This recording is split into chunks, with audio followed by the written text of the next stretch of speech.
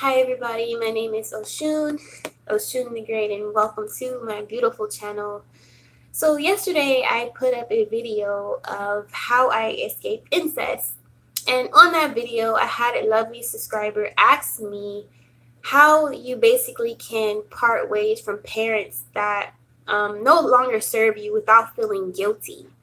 Because contrary to popular belief, not everybody grows up in this happy fairy tale like home. Even if people have their parents that stay together, not everyone grows up in a home where they have caring, loving parents.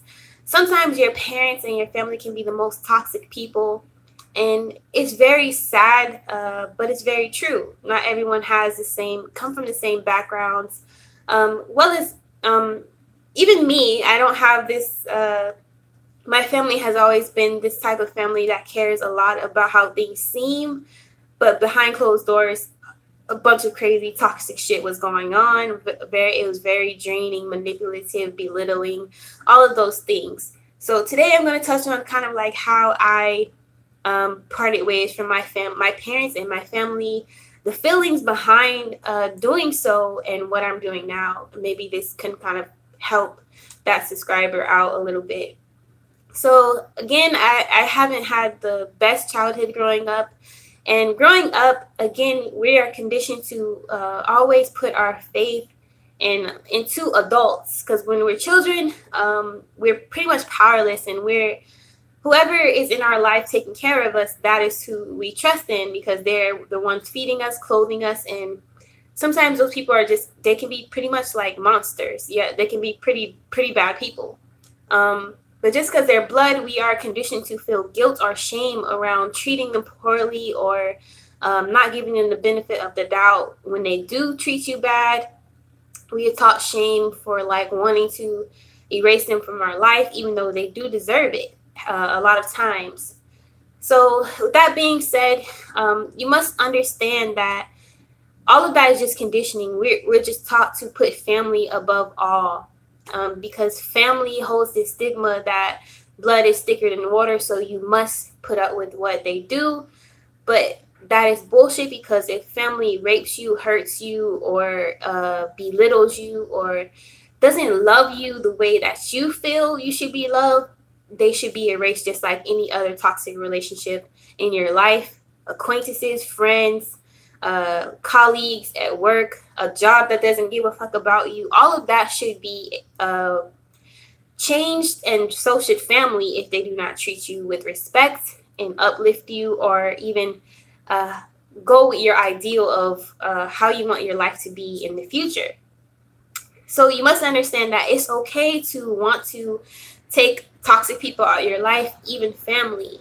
Someone told me that I used to always be like, oh, this is my family, but they're toxic. But my friend will always say, when you talk about your family, say they are toxic, but they're my family. Meaning, stop making excuses for your family when they're just regular people that can mess up too. With that being said, you have to treat them just like anyone else. You have to cut them off like you would a toxic best friend or a toxic ex-lover. And a lot of times, all of those situations are hard because you care for the person. When you're cutting these people off, it doesn't mean that you're just a shitty person. It means that you care more for yourself. You won't put up with people's bullshit anymore. You care about your health and shit. You can love people from a distance if you have to, but don't ever let anyone con you into believing that you have to put up with someone's shit, that you have to love a family member because even if they treat you poorly. Bullshit. Like, really have no mercy on that shit, because people will make you feel like you have to tolerate things in life that are negative, when who's to say we have to put up with life is what we make it, and we don't have to put up with living in a life of hell when we can create heaven. Really, people who give that advice of staying in toxic situations, talking about, oh, let's make it work, and really, if it's a poor situation, those are the people who don't want you to be happy, who have a toxic life themselves, and they don't know any better.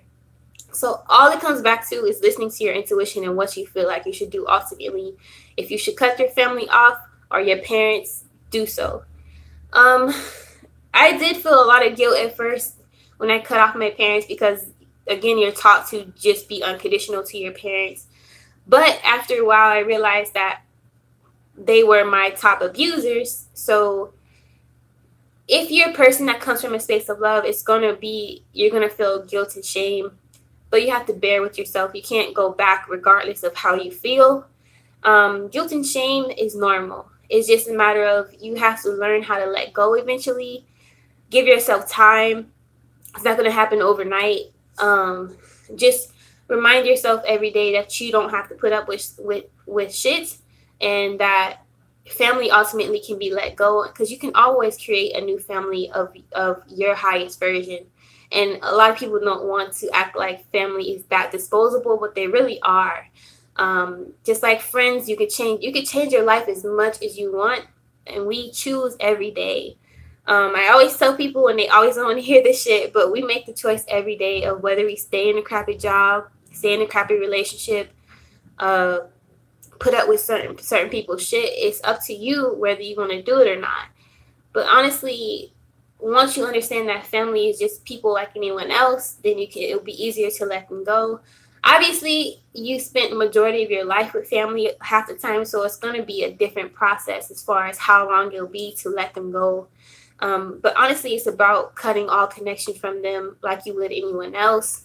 Not caving just because they plead for you back or something like that. That's kind of like the ex-lover that always comes back to you when they realize they messed up. And a lot of people use that coming back to you as a control mechanism. You have to understand.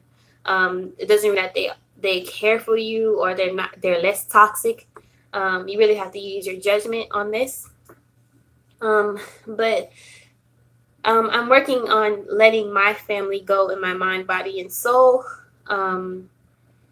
It just takes time, really. But all you need is space and to not fold every time they may want to reach out to you or come to you or use the but we're family thing. It sounds cold to some people, but I really do believe that family is just they're just like anyone else in the world. And that's not to say that you don't care, because you can probably find people who aren't related by blood that you treat more like family because they actually love you. And that's kind of like a situation I'm in now, where I found someone who I care a lot about, and I would go from probably hell and back for this person because I genuinely feel like they care for me and they don't intend to hurt me. But certain family members, they can be bad seeds per se, very toxic and try to hurt you, just like some enemies in the real world, I suppose. But yeah, that is my little rant of how to let go of parents and family. Really just have to cut them off. And a lot of times have trouble cutting family off because they're family, and it seems like it's some kind of sin, but it's not. It's your life. If other people don't understand, they are not meant to understand. Maybe other people's family are. It is good, this fantasy, oh, I care for them, oh, I can put up with all their shit, but you don't have to put up with anyone's shit, especially if it's truly toxic to you or hurting you mentally, physically, or spiritually. Because you're not responsible for anyone's life but your own at the end of the day. And you deserve to be happy and have the people who really care around you. And you'll know the difference, because the people who don't care, they do all they can to make you feel small. The people who care, they do all they can to show you through action, through words, through mostly action. You'll feel the difference. But yeah, that's it, you guys. Be dope, be you unapologetically. Peace.